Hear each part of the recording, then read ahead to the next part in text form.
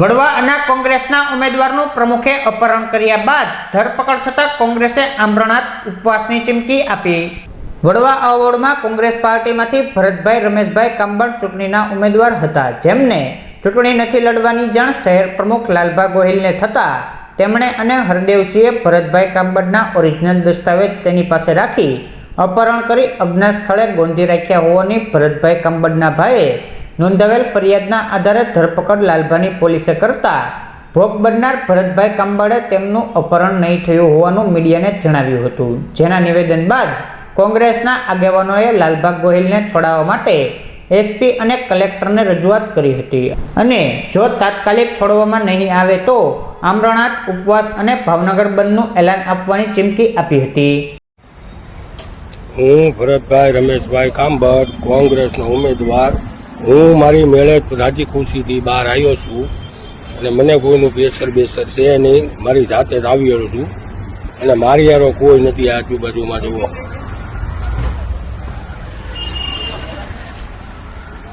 હું મારી મરજીથી આવેલો છું। ક્યાંથી ઉમેદવારી નોંધાવી છે? Bhavnagar Vadva ward booth number 8 એનો ઉમેદવાર છું। મારું નામ કાંબળ ભરત રમેશભાઈ અને હું હાથે જ તે અમરેલી આવ્યો છું। કોઈ મને પરાણે લાવ્યું નથી, મારી ઈચ્છાથી જ આવેલો છું। કંઈક વાત એવી પણ ક્યાંક સાંભળવા મળી છે તમે કંઈક અપહરણ કરીને? ના, એ હાવ ખોટી વાત છે। હું જાતે જ આવેલો છું। કોણ તમે આવ્યા છો? હું છું, પછી અમારી આ બેન બના છે, આ બેન છે, ભૂતજી છે, બધા જાતે જ આવેલા છે। શું અફવા ઉડી છે? અફવા શું ઉડી છે? અફવા અમારી વહુને એને દબાવે છે એવું અફવા ઉડે છે કે એને કેસ કરાવે છે કે મને કોઈક અપહરણ કરી ગયું છે। હું મારું કાંઈ અપહરણ થયું નથી, રાજી ખુશીથી આવેલો છું।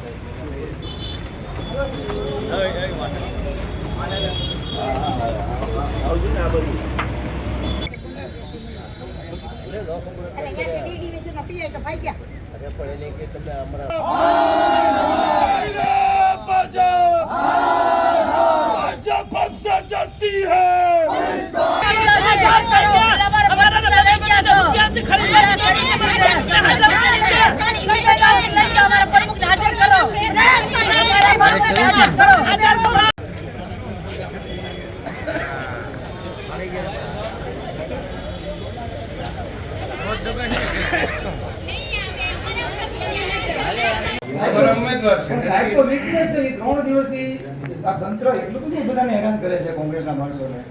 એ આ મનોહરસિંહ ગોહિલ 3 દિવસથી અહીંયા આવે છે, એ કઈ રીતે સર કિડનેપિંગ કરે? કાંઈક તો ઇન્ક્વાયરી થવી જોઈએ ને। તો ડિસ્ટ્રિક્ટ મેજિસ્ટ્રેટ તરીકે અને chief election district election officer તરીકે સાહેબ ઇમિડિયેટ આમાં કોગ્નિઝન્સ આપને સાહેબ લેવો જોઈએ એવી રિક્વેસ્ટ છે અમારી। પોલીસના કદાચ પોલિટિકલ પ્રેશર હોઈ શકે, પણ આપ તો અત્યારે ઇલેક્શન કમિશનના ડાયરેક્ટ ચાર્જમાં છો, તો સાહેબ આપને રિક્વેસ્ટ છે કે ઇમિડિયેટ આનું કે તમે એવિડન્સ આપો અને પેન બધું આપી દીધું છે, એને 1 કલાક થઈ ગયો સવા કલાક, હજી પણ એના કોઈ વેરેબાઉટ છે નહીં, બરાબર છે? અને જો પોલીસ કાંઈ પણ કરવા માગે છે, એને એરેસ્ટ કર્યા છે, તો એના ફેમિલીના કોઈ ઇન્ફોર્મેશન નહીં, કોઈ કાયદાકીય કોઈ કોમ્પ્લાયન્સીસ નહીં, કાંઈ ન મળે। આટલા ગંભીર ગુનામાં તમારે કોઈ માણસને એરેસ્ટ કરવા છે તો સીઆરપીસીના ઓલ્ડ સીઆરપીસીના અત્યારે બીએનએસએસના કોમ્પ્લાયન્સ તો કરવો પડશે ને, એ કાંઈ નથી કર્યા। ઓન ધ કોન્ટ્રારી પોલીસ ઓફેન્સ કરીને જઈ રહી છે। આમાં જો ખરેખર કોગ્નિઝન્સ લેવા હાઈકોર્ટ કે સુપ્રીમમાં પોલીસ આઉટરાઇટ કાયદાઓનું ઉલ્લંઘન કરી રહી છે. એટલે આપણે રિક્વેસ્ટ છે કે સાહેબ ઇમિડિયેટલી બરાબર આપણે અંદર શું સાહેબ ને આપણે વાત કે સાહેબ આપણે ફોન ત્યાંથી અહીંયા આવતા મિનિમમ 6-7 કલાક થશે, એની બદલે આ સીધી જ આવી જશે. હે જયદીપભાઈ, આ વિડીયો કોલમાં વાત જ કરાવી દો ને સાહેબ ને. સાહેબ અત્યારે 7:45 વાગ્યા આપણે વાત કરાવી દો અમને આરોપીની.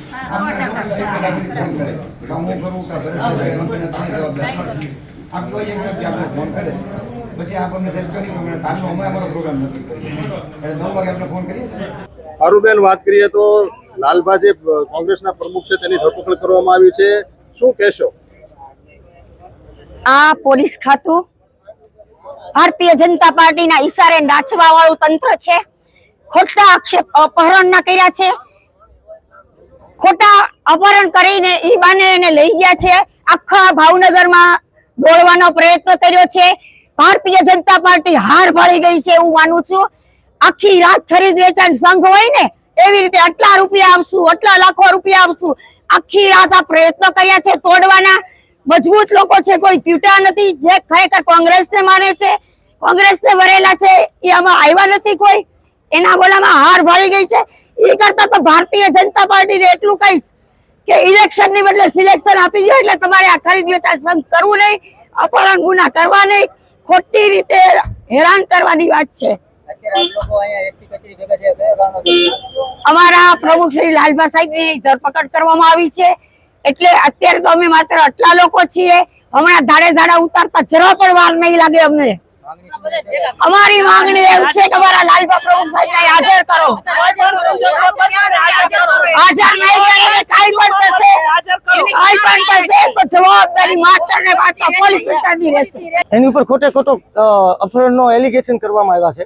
જ્યારે જેનું અપહરણ કરવામાં આવ્યું છે એવું જે એલિગેશન કર્યા છે એને આજથી 2 કલાક પહેલા લાલભા 1 થી 2 કલાક પહેલા અમરેલી પ્રેસ કોન્ફરન્સથી કીધું કે ભાઈ અમે અમારા ઉમેદવારોની પોતાની સેફટી માટે અમે બધા ઉમેદવારો અમે બહાર છીએ અને કલાકની અંદર 2 કલાકની અંદર અમે ભાવનગર પાછા આવી જશું. અમારી ઉપર કોઈ એવું અમે અપહરણ કર્યું નથી. અમે પ્રેમથી બધા ગયા છીએ, કારણ કે અહીંયા અમારું જીવનું જોખમ હતું એટલે અમે અહીંયા બહાર ગામ વયા ગયા છીએ. ન તરીકે અમારું અહીંયા ગમે ત્યારે અમને મારી શકે એમ હતા, દબાવી શકે એમ હતા અને અમે 1 કલાકની અંદર પાછા આવીશું. આના હિસાબે એટલે જે ભાજપ એની પોતાની હાર પાડી ગઈ છે, એટલે આવું નિમ્ન કક્ષાનું એટલે કે નીચામાં નીચું રાજકારણ કરી રહી છે. અને અમારા નેતા, અમારો મોવડી જેની અમારી પાસે એની તાકાત છે, એટલે આજે અમારું કોંગ્રેસનું મોરલ ડાઉન થાય, બીજા ઉમેદવારો બી જાય, એને કારણે લાલભાને અત્યારે પાછા ડી ડિવિઝન પર રાખવામાં નથી આવ્યા. ક્યાં લઈ જાય છે એ જ કોઈને હજી હાલ ખબર જ નથી પડતી કે ક્યાં એને લઈ ગયા છે. આ જન આક્રોશ ફાટી નીકળ્યો છે. તમામ સમાજના લોકો, આગેવાનો બધા અહીંયા આવી ગયા છે અને તમામ અમારા કોંગ્રેસ કાર્યકર્તાઓ આવી ગયા છે. પોતાના વોર્ડ મૂકીને પોતાનો પ્રચાર મૂકી આવી ગયા છે. ફરિયાદી એસપી સાહેબને એમ કેવું છે કે મને બહુ નથી ખબર કે, પણ અમારે જાણ માહિતી પ્રમાણે ફરિયાદી આરોપીના વાઇફ છે એને પણ પ્રેશર કરાવીને એની ફરિયાદ કરવામાં આવી છે એવું દેખાઈ આવે છે. આપણે બધા જાણીએ છીએ કે 2024ની કોર્પોરેશનની સામાન્ય ચૂંટણીઓ ચાલી રહી છે. આજે ઉમેદવારોના ફોર્મ પરત ખેંચવાની છેલ્લી તારીખ હતી. ભારતીય જનતા પક્ષનો સતત એવો પ્રયત્ન હતો કે કોંગ્રેસના 52 ઉમેદવારોમાંથી વધુમાં વધુ ઉમેદવારોના ફોર્મ રદ કરાવવા અને રદ થઈ ગયા પછી જે સમય મળે 1.5 દિવસનો કે 2 દિવસનો, એ દરમિયાન બીજા ઉમેદવારોને ધમકી આપી, પ્રલોભન આપવું અને ઉમેદવારી પત્રો પાછા ખેંચાવવા, એમાં એ લોકો સિસ્ટમનો પણ ઉપયોગ કરે છે. આપણે સૌ જાણીએ છીએ, એના કાંઈ નવી વાત નથી.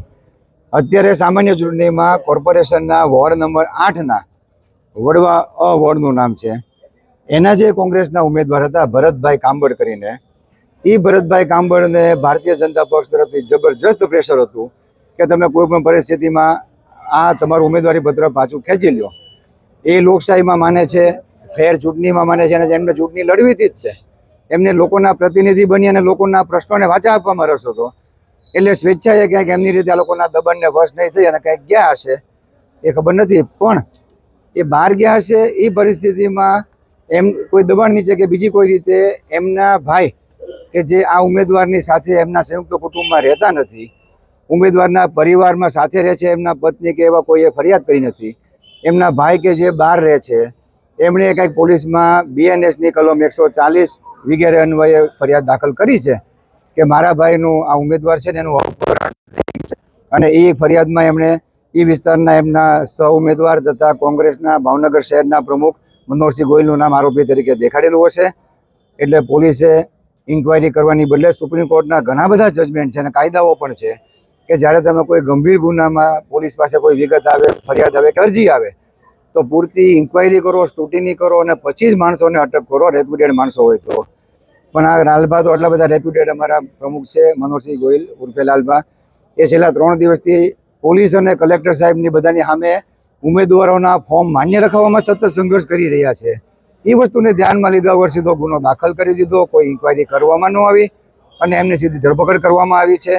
એ ધરપકડ કર્યાની અમને માહિતી મળી, તપાસ કરી ત્યારે ખબર પડી કે જે વિક્ટીમ છે, આ ભાઈ જે ઉમેદવાર છે વિક્ટીમ જે છે કાંબર, એ તો એમના મિત્રો સાથે અને બધા અમરેલી હતા અને સ્વેચ્છાએ ચૂંટણી લડવી હતી એટલે ભારતીય જનતા પક્ષના ત્રાસથી અમરેલી ભાગી ગયા હતા અને ત્યાંથી એમણે પ્રેસ કોન્ફરન્સ કરી છે, ત્યાં કંઈક એમને સોગંદનામાએ કર્યા છે, ફેસબુક ઉપર લાઈવે છે કે ભાઈ સાહેબ મને કોઈએ કિડનેપ કર્યો નથી, મારી ઉપર કોઈ અત્યાચાર થયો નથી, કોઈ ગુનો બન્યો જ નથી.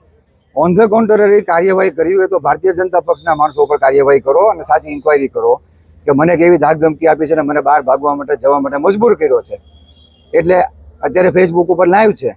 પણ જ્યારે પ્રમુખને અને એમના સૌ ઉમેદવારને પકડ્યા છે ત્યારે અમે સૌથી પહેલાં એસપી સાહેબને રજૂઆત કરી. એસપી સાહેબે રજૂઆત સાંભળી છે લગભગ 2 કલાક પહેલાં અને એવું કીધું છે કે ભાઈ તમે કહો છો એના બધા વિગત છે એટલે અમે વિગત બધા પેન ડ્રાઈવ લીધી છે. ફેસબુક ઉપર આ વિક્ટીમ છે એ લાઈવ જ છે અને એમને ફેસબુક ઉપર લાઈવ છે ને કહે છે કે ભાઈ હું સ્વેચ્છાએ ગયો હતો ને ભાવનગર આવી જ રહ્યો છું, રસ્તામાં છું, મને કોઈ એવી કોઈ તકલીફ નથી, કોઈ મને કિડનેપ કર્યો નથી. કોના ઈશારે ફરિયાદ દાખલ થઈ હોય એવું લાગે? એ તપાસ તો પોલીસે કરવી પડશે ને.